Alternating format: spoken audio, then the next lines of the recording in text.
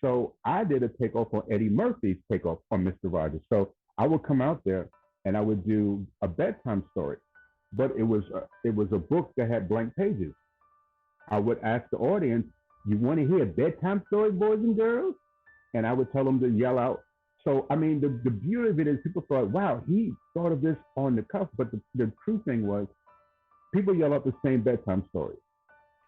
So I would always pick like two or three and combine them. Like I would do Little Golden Riding Hood instead of Little Red Riding Hood and Goldilocks. I would combine them, but I already had the story in my head.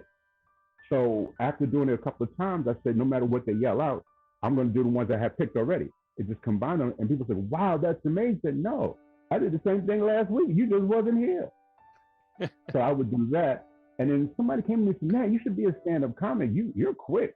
You should go out there and do stand-up comedy." So I said, "Me, a stand-up comic? I don't know." That's why knowledge matters.